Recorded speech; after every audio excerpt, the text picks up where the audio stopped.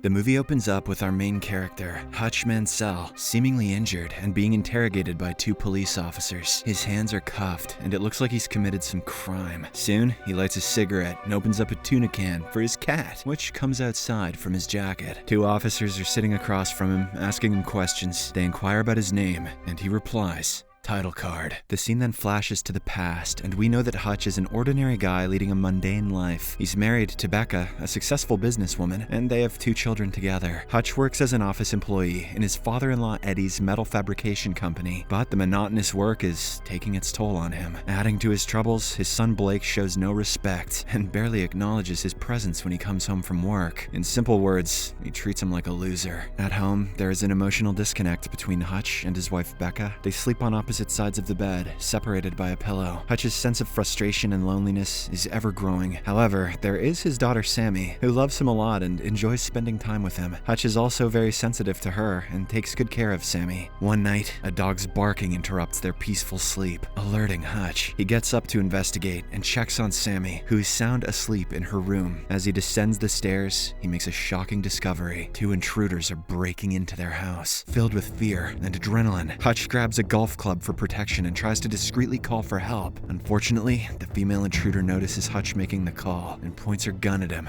forcing him to stop. They demand money, while the male intruder insists on taking Hutch's watch and wedding ring. In a tense moment, Hutch tries to explain that they don't have much money in the house. During the robbery, the female intruder spots a glass bowl nearby, containing some money and a bracelet. She takes the contents of the bowl and prepares to leave. As this happens, Hutch notices a tattoo on her wrist and lets them take what they want without opposing. After a while, Blake arrives out of nowhere and tackles the male intruder. Hutch thinks of attacking the female robber with the golf club. He's got a clear shot, but he hesitates. Instead, he orders his son to let them go. The intruders then flee with the loot, and Blake ends up with a black eye from the scuffle. He also now thinks his dad's a baby-back bitch. Later in the night, the police arrive to investigate the break-in, but Hutch's family is disappointed in his decision to not confront the intruders. Even the policeman comments on how much of a loser he is. Feeling guilty and ashamed, Hutch goes downstairs to sleep on the couch, and Sammy joins him, offering the only affection that he receives that night. Sammy suggests getting a cat to bring some joy to their home. The next morning, Blake asks Hutch for an interview to complete a school project on veterans. However, Hutch admits that he wasn't a soldier and was only an auditor. Becca recommends that Blake interview his uncle for the project, who had real military experience. Hutch goes outside into the driveway, and his neighbor also emasculates him in front of his wife.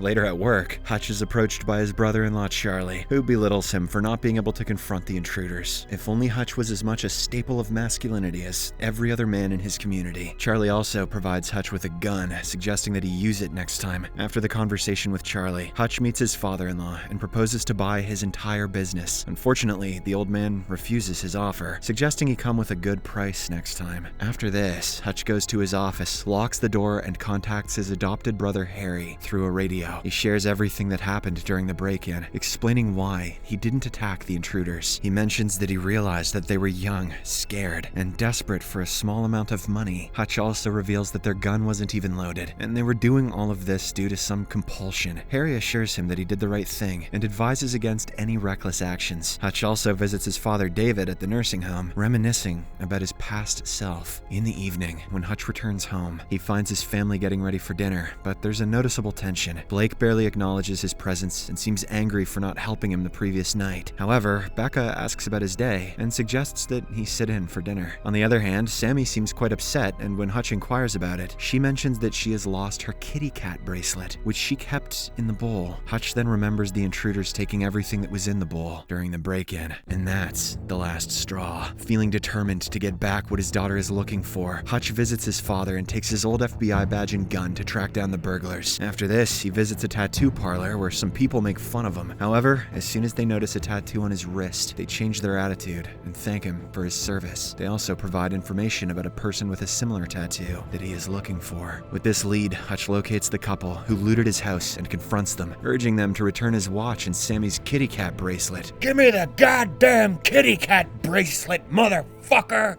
yells Bob Odenkirk. However, the couple mentions that they have no idea about the bracelet. Enraged, Hutch decides to search for it in the house, but he finds himself in a difficult situation when the couple's sick baby wakes up. He notices that the baby is severely ill, and the couple stole his money for its treatment. Because of this, Hutch decides to leave without further discussion and walks out of the house. Frustrated and upset, he vents his emotions by punching a wall repeatedly. Afterward, Hutch takes a bus to return home, but the ride is interrupted by a group of 5 thugs who board and start intimidating the passengers, especially a young girl sitting alone. Fed up with the thugs' behavior, Hutch takes action. He asks the driver to leave the bus and then confronts the attackers. Initially, he removes the bullets from his gun and warns them to stop, but when the thugs don't listen and laugh at him, Hutch loses his temper and unleashes a relentless beating on them. During the fight, he gets stabbed, but despite getting injured, he doesn't back down and almost beats the thugs to death. After dealing with this situation, he apologizes to the bus driver for the chaos and returns home. Late at night, Hutch arrives home to find his wife Becca waiting for him. She asks where he had been, and he replies that it felt like old times and that he misses her. Becca lovingly tends to his wounds as they discuss the emotional distance between them and the lack of intimacy in their marriage. Hutch asks her if she remembers who they used to be, hoping to reconnect with their past selves and maybe, just maybe, get a little bit of ass that night. They then share a moment of closeness as Becca removes the pillow that had been separating them for so long. Meanwhile, Yulian Kuznetsov, a Russian mob enforcer, gets upset with his driver and walks into Club Molina in what is perhaps one of the best villain intros I've seen in ages. He crosses the street in front of live traffic, skips the line, cozies up to a bunch of regulars, and then performs on stage, throwing down some insane moves. Then talks with a group of men, assuring them of the security for Obshak, a large operation dealing with money laundering. Yulian introduces them to Pavel, his right-hand man, and assures them that their money will be safe. But despite his efforts to gain their trust, a guy criticizes his abilities due to his propensity for dance. In reply, Yulian just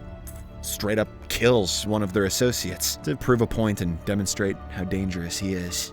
Badass. In the next scene, Yulian visits his brother in the hospital, who turns out to be one of the thugs Hutch beat mercilessly during the bus incident. Yulian suspects that the attack is connected to Obshak, and he gets a Metro card found during the fight. Unfortunately, the card belongs to Hutch, and he becomes the gangster's #1 target. The next morning, Hutch feels confident as he prepares for the day. He's eating griddles and shit and feeling like a boss. He praises Blake for standing up to the intruders and calls him a brave kid. Suddenly, his brother Harry calls, warning him about Yulian and advising him to be cautious. Harry also tells him to meet a person called the Barber at a nearby salon for more information. Hutch wastes no time and meets the Barber, who provides details about Yulian and Obshak. The Barber warns that Yulian might target Hutch's family and advises him to keep them safe. Meanwhile, Yulian is burdened with taking care of his injured brother and wants to get revenge for his condition. His subordinate tells him about Hutch's father in a nursing home, and Yulian's secretary tries to find out more about Hutch, but the archives show nothing significant. At home, Hutch seems cheerful, cooking for his family and suggesting a trip to Italy, despite knowing the danger Yulian poses. Suddenly, he senses a threat when a car approaches their house. Hutch quickly takes his family to the basement, instructing them not to make noise or call the police. He promises to come back for them. Right then, Yulian's henchmen, led by Pavel, attack the house, but to their surprise, Hutch fights back fiercely, defeating most of the attackers. Sadly, Pavel attacks Hutch from behind with a taser and takes him away in a car. Later, unbeknownst to everyone, Hutch regains consciousness and finds himself in the trunk of the car. He manages to get hold of a fire extinguisher and dislocates his wrists to remove the handcuffs. You'd think he would escape out the trunk, but nope! Hutch kicks the seat down, then uses the fire extinguisher to blind his abductors, causing the car to crash. After this, he walks out of the trunk and reveals his true identity to Pavel, right before the latter passes away. Next, Hutch rushes back home and lets his family out of the basement. He then sends them to a safe place while he deals with the attackers. He assures Becca that he is doing all of this for their safety and will definitely bring them back after everything settles. After his family leaves, Hutch places the injured men on the couch and reveals his secret to them. He confesses that he used to be an assassin, working for intelligence agencies to eliminate untouchable and dangerous targets. He mentions that he retired after sparing a man he was supposed to kill because he found out that the man had a happy family and was trying his best to get out of his criminal life. Since then, Hutch has been trying to stay away from his past. Later, he finds Sammy's kitty cat bracelet near a pool of blood and realizes that all this could have been avoided had he found the bracelet earlier. He then decides that he must erase all traces of the recent killings. To do so, he sets his house on fire, with Yulian's men still inside, and takes photographs of his family before leaving. He then steals his obnoxious neighbor's car